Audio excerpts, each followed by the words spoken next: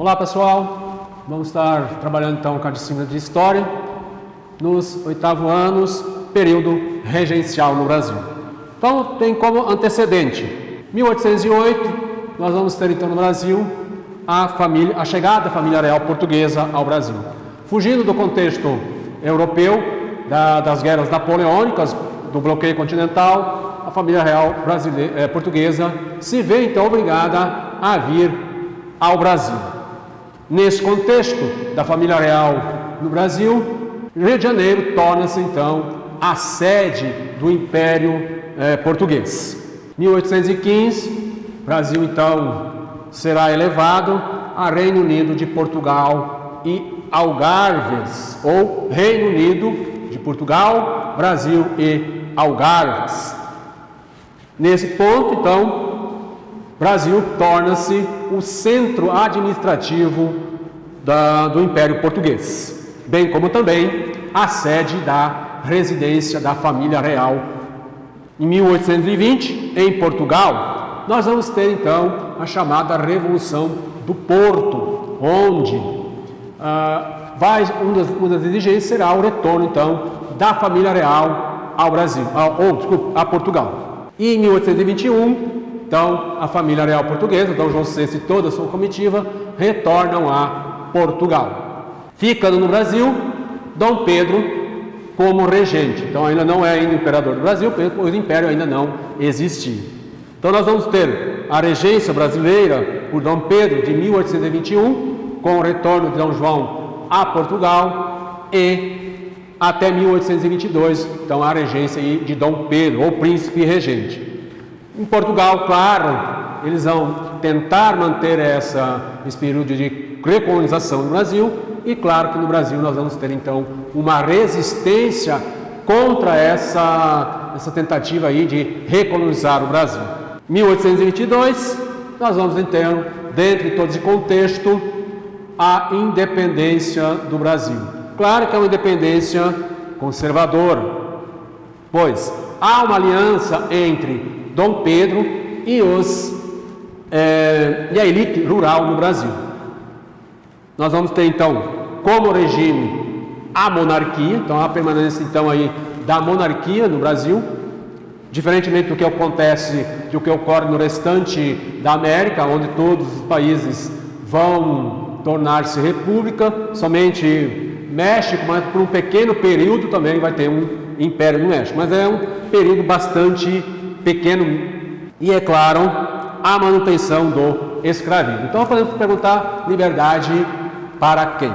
Dom Pedro, então, nós vimos aí, alia-se então às elites políticas do Brasil. Assim, ele evita a fragmentação do Império Brasileiro, diferentemente do que ocorreu em toda a América Latina, quando os vice-reinados espanhóis vieram se tornar cada um seus países. Então, por isso que o Brasil ainda é um país consolidado. Então, Dom Pedro consegue evitar então essa fragmentação que ocorre em toda a América Latina. Porém, ele neutraliza essa ideia republicana. Então, claro que no Brasil, exemplo de todos os países da América, também há esse ideal de republicanismo. E é claro, mantém-se aí a ordem escravista. Porém, não conseguiu manter o Reino Unido. Muitos historiadores afirmam que a vontade de Dom Pedro era realmente, então, manter o Reino Unido, Brasil e Portugal. Porém, ele não veio a conseguir. Também explicaria o porquê um príncipe português vem fazer a independência brasileira. Em 1823, nós vamos ter então a convocação da Assembleia Constituinte. Então a Assembleia Constituinte, ela é formada por senadores e deputados para a elaboração da Constituição. Então o Brasil está nascendo e ele realmente necessita então de uma Constituição, ou seja, seu código de leis, que é a Constituição aí então que rege o nosso país, rege qualquer outro país. E o Brasil então, como uma nação jovem, uma nação recém-nascida, necessitaria então de uma Constituição. Não concordando com essa Constituição. Dom Pedro dissolve a Assembleia Constituinte, manda prender alguns deputados, bem como também manda outros para fora do Brasil. Claro que isso não vai agradar principalmente a elite brasileira. Em 1824, o Brasil então vai ter a sua primeira Constituição. Claro, uma Constituição outorgada pelo imperador. Claro que também essa Constituição vai ser contestada, pois ela dá muitos poderes ao próprio imperador, anulando aí a vontade de muitos senadores de uma divisão de poderes. E isso vai, claro, desgastando a imagem do imperador.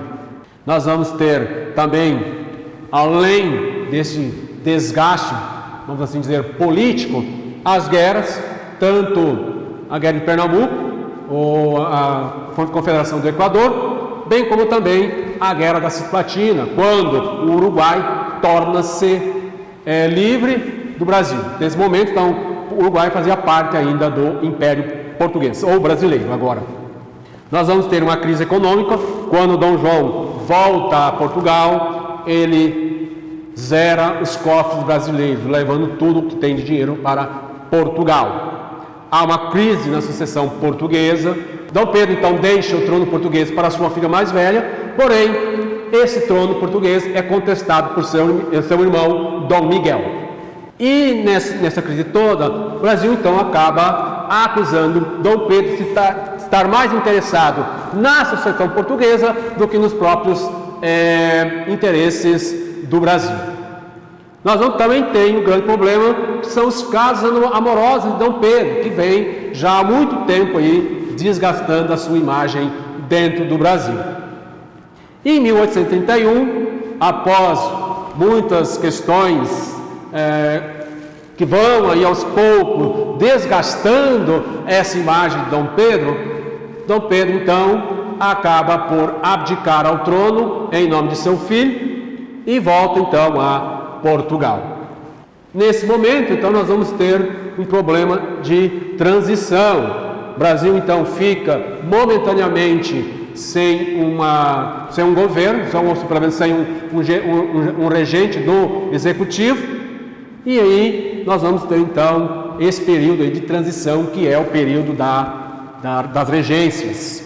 Então, nesse momento, quando Dom Pedro volta a Portugal, Dom Pedro agora tem apenas 5 anos, pai e filho têm o mesmo nome, e ele não tem como assumir então o reino devido à sua imaturidade. Então o Brasil vai passar por esse período aí de transição, que é o período da regência. A regência vai ter 4 fases.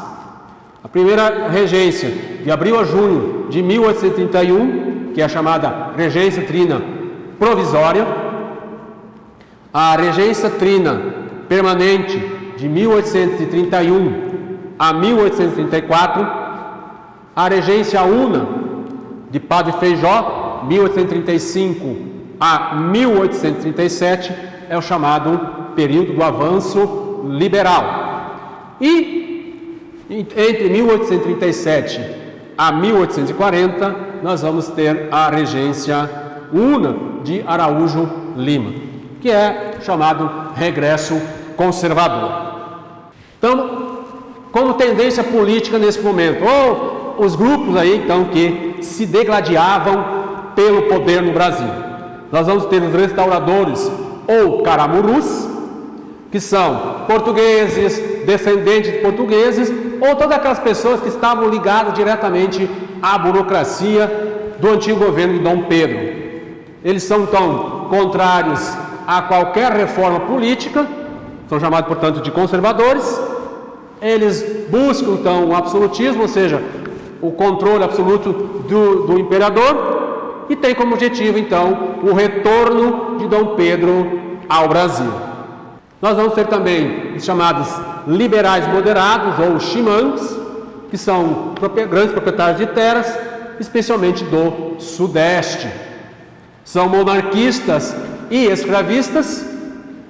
Eles buscam então um federalismo forte, controlado pela capital, Rio de Janeiro. E claro, eles são centralizadores, pois eles estão com o poder nas mãos e eles não querem perdê-lo.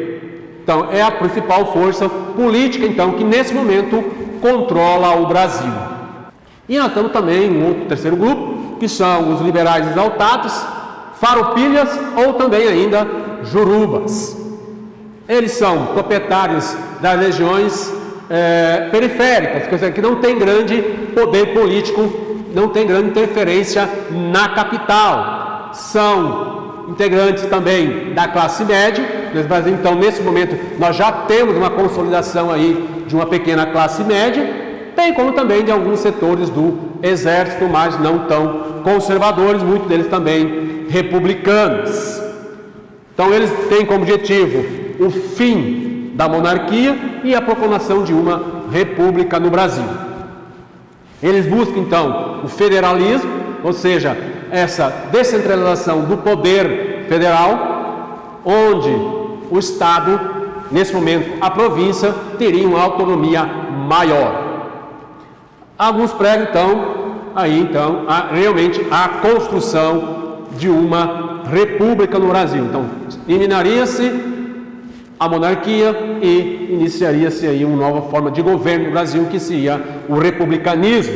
E é claro, são eles, então, os grandes focos das revoltas no Brasil que vão ocorrer dentro desse período aí, nós vamos ver nas próximas aulas. São integrantes, então, dessa regência trina provisória: o brigadeiro Francisco de Lima e Silva, o senador José Joaquim Campos, bem como o senador Nicolau de Campos Vergueiro. Então são eles aí que formam essa primeira regência trina pós-abdicação de Dom Pedro. Então, essa regência trina vai de abril a julho de 1831. Ela tem como interesse os grupos mais importantes, então ela reflete todo esse interesse dos grupos mais importantes. Então, Francisco de Lima representa o exército, Carneiro Campos representa o grupo dos conservadores e Nicolau Pereira representa o grupo dos liberais. Então, esse grupo busca estabelecer uma paz interna.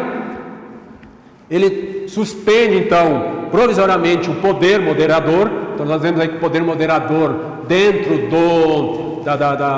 da Constituição dá um poder muito grande ao imperador e é um dos problemas que vai fazer com que vai desgastar a imagem de Dom Pedro, é o poder conservador, é o moderador, que dá ao imperador muitos poderes de interferir em várias áreas da política brasileira. Vamos ter a proibição de a criação de novos impostos e a proibição de dissolver a Câmara dos Deputados. Nós vamos ter também, então, uma eleição para a regência permanente. Pessoal, então, por hoje nós vamos ter isso. Nós vamos terminar essa aula, então, nas próximas aulas. Obrigado e até a próxima.